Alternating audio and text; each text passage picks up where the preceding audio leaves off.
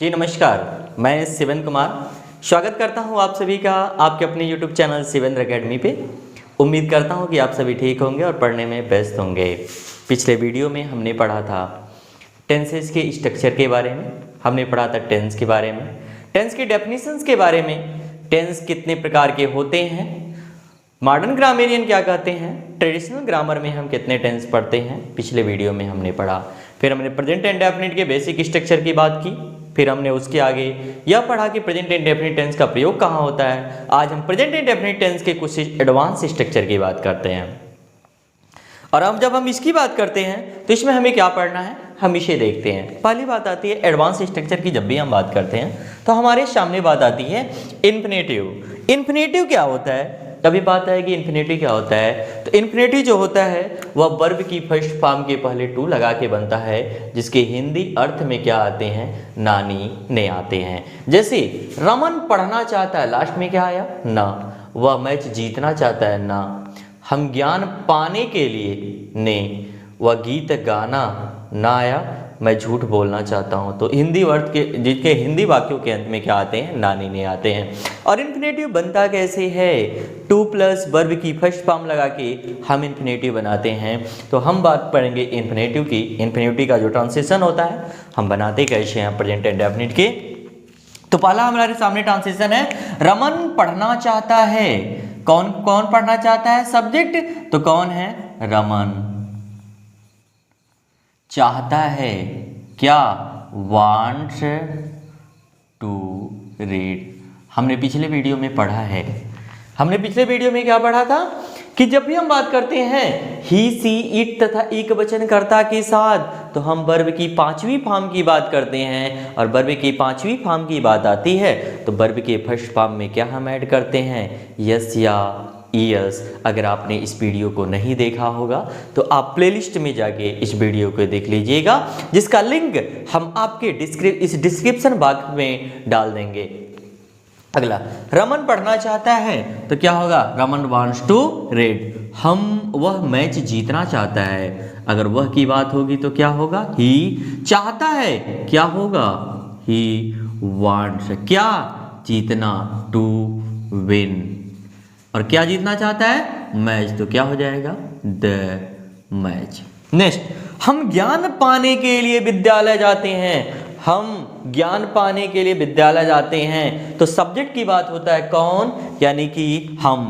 तो क्या होगा, वी जाते हैं, गो टू स्कूल। किस लिए, ज्ञान पाने के लिए। तो क्या होगा, टू अटेन नॉलेज। हम ज्ञान पाने के लिए विद्यालय जाते हैं। अच्छा, वह गीत गाना पसंद करता है। क्या, वह गीत गाना पसंद करता है, कौन, वह। तो क्या होगा, ही। एक वचन है तो क्या होगा, लाइक्स। क्या, टू सिंग ए सॉन्ग। मैं झूठ बोलना पसंद नहीं करता हूं। मैं के लिए क्या हम लगाएंगे, आई। और आई के साथ क्या लगेगा, निगेटिव है तो आई डू नॉट लाइक।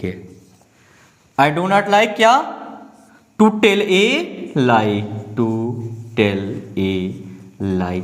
तो जो भी इन्फिनेटिव हुआ है उसको हमने कैसे बनाया है, टू प्लस वर्ब की फर्स्ट फॉर्म से। और इसके जो हिंदी वाक्यों के अंत में आएंगे वह क्या आते हैं, नानी ने। हमने इस चीज़ों की इन्फिनेटिव की बात की। दूसरा, अगर हमसे कोई रीति पूछी जाती है, हमसे कोई विधि पूछी जाती है, जब किसी रीति या विधि का बोध होता है तो उसके लिए हम जो उस ट्रांसलेशन को बनाते हैं, हम कैसे बनाते हैं, हाउ टू प्लस वर्ब की फर्स्ट फॉर्म से। कब, जब रीति या विधि का बोध होता है तब हम उसे हाउ टू प्लस वर्ब की फर्स्ट फॉर्म से बनाते हैं। जैसे वह चाय बनाना जानती है, वह चाय बनाना जानती है तो उसे क्या आता है, कौन सी विधि आती है, चाय बनाने की। तो इसको हम कैसे बनाएंगे, हाउ टू प्लस वर्ब की फर्स्ट फॉर्म से बनाएंगे। अगर हम इसे टू प्लस वर्ब की फर्स्ट फॉर्म से बनाते हैं तो गलत हो जाएगा। उसके पहले हमें how plus two plus verb की फर्स्ट फॉर्म लगानी पड़ेगी। यानी अगर हमें इसे बनाना है तो कैसे बनाएंगे, वह चाय बनाना जानती है तो क्या होगा, सी। वह चाय बनाना जानती है तो क्या होगा, she knows. She knows how to prepare tea. अगला, हम अंग्रेजी बोलना जानते हैं। हमें कौन सी चीज आती है? अंग्रेजी बोलना आता है। क्या आता है? अंग्रेजी बोलना। तो क्या होगा? We know how to speak English. Kiran अच्छी तरह से गाना जानती है। किरण को क्या विधि पता है अच्छी तरह से गाने की? तो क्या है? किरण जानती है, क्या होगा? नोज। अच्छा, अच्छी तरह गाना तो क्या होगा? How to sing. और अच्छी तरह के लिए हमने क्या लगाया? वेल। तुम लोग तैरना नहीं जानते हो, तुम लोग तैरना नहीं जानते हो तो क्या होगा? You do not know. क्या? तैरना तो क्या होगा? हाउ टू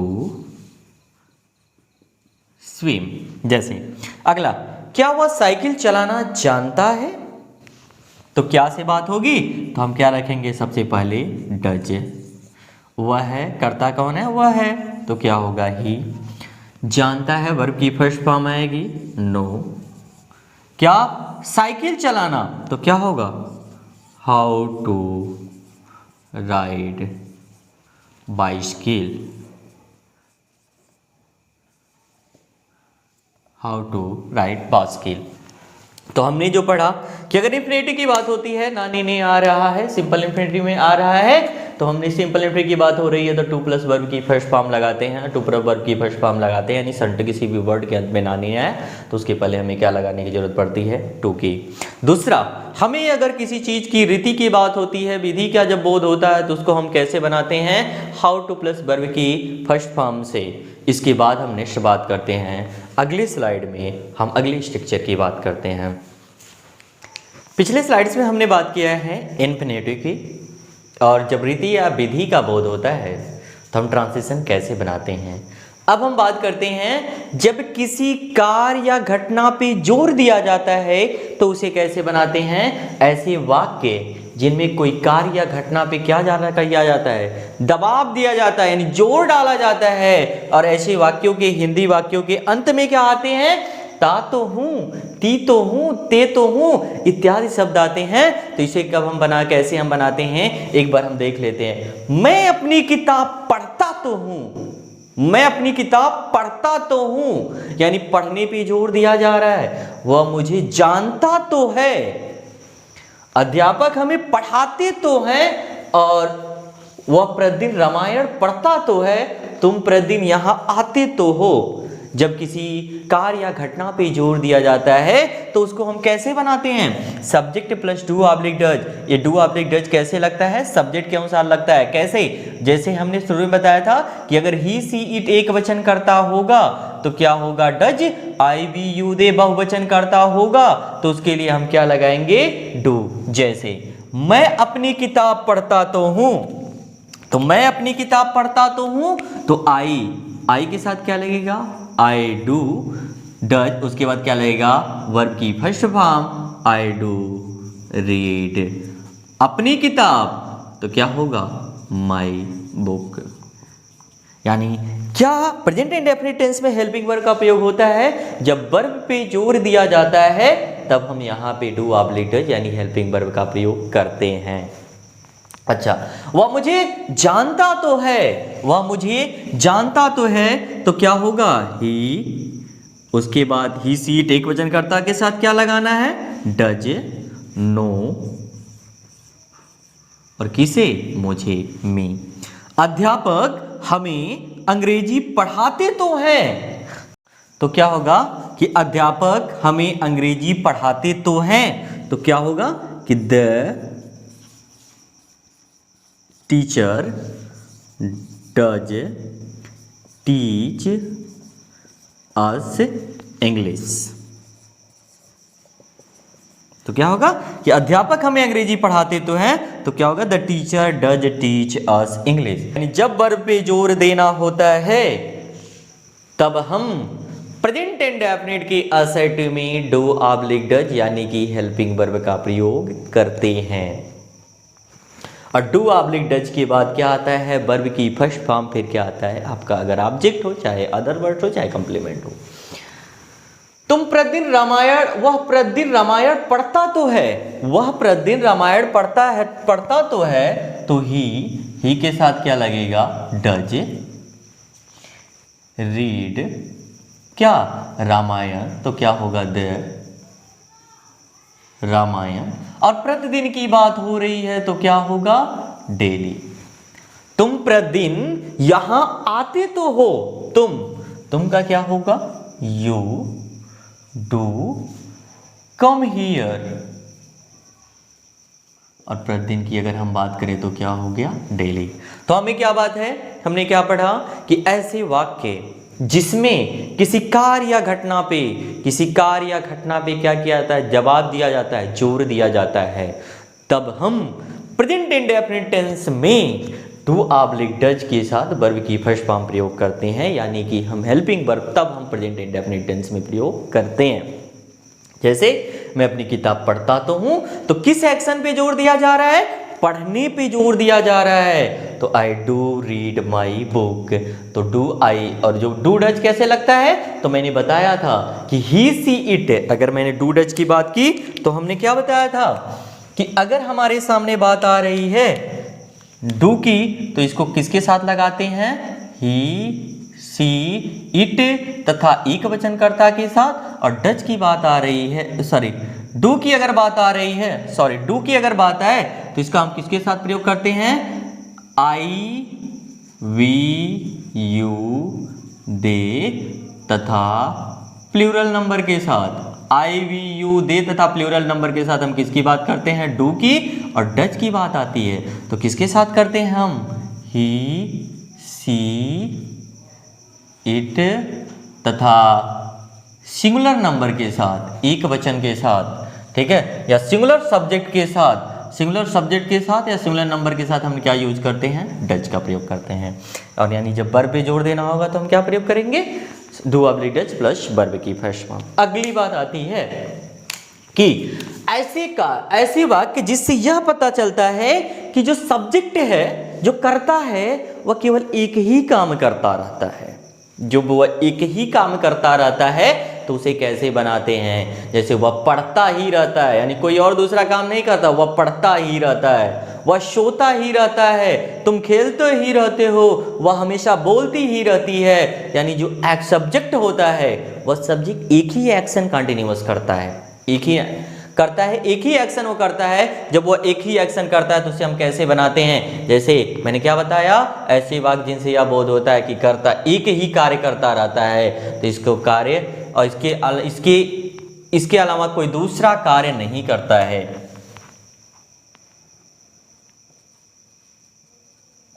कोई दूसरा कार्य नहीं करता है तो वह क्या कोई दूसरा कार्य नहीं करता तो कैसे बनाते हैं, तो subject do oblique does plus nothing plus verb plus but plus verb की फर्स्ट फॉर्म। जैसे वह पढ़ता ही रहता है, तो वह की हम बात करें तो कैसे लगेगा, डू ऑब्लिक डज। वही कहानी ही सी इट एक वचन करता है तो डज लगाइए, आई वी यू दे बहुवचन करता है तो डू लगाइए।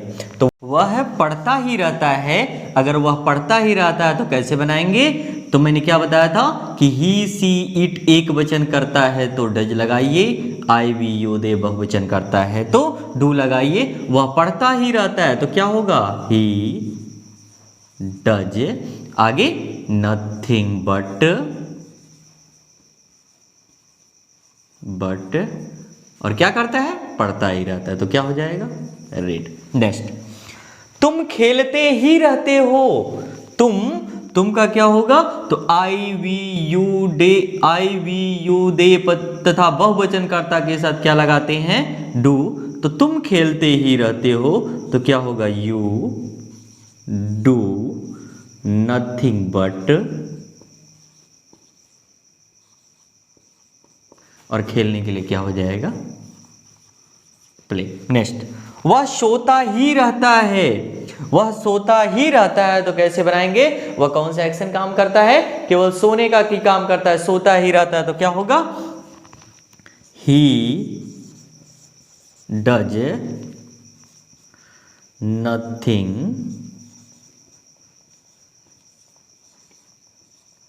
But sleep. सोता ही रहता तो क्या हो गया? स्लीप। अगला, वह हमेशा बोलती ही रहती है। वह हमेशा बोलती ही रहती है तो क्या हो जाएगा? वह के लिए she always does nothing but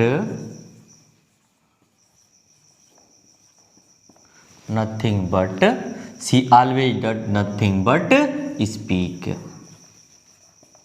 तो हमने क्या बताया कि जब वाक्य के जिस वाक्य से यह बोध हो कि कर्ता जो है एक ही कार्य करता रहता है, उसके अलावा कोई दूसरा कार्य नहीं करता है, तो हम किस स्ट्रक्चर से बनाएंगे? Subject plus two oblique does nothing but plus verb की फर्स्ट फॉर्म। जैसे मैंने क्या बताया, वह पढ़ता ही रहता है तो वह कौन सा एक्शन करता रहता है? केवल पढ़ने का। तो क्या होगा? He does nothing but read. तुम खेलते ही रहते हो तो क्या होगा? You do nothing but play. वह सोता ही रहता है, he does nothing but sleep. वह हमेशा बोलती ही रहती है, she always does nothing but speak. यदि आप सभी को वीडियो पसंद आया होगा तो आप सभी लाइक करिएगा, सब्सक्राइब करिएगा और अपने दोस्तों के साथ शेयर जरूर करिएगा। अब हम देखेंगे इसके बाद अगले वीडियो में present continuous tense. Thanks for watching.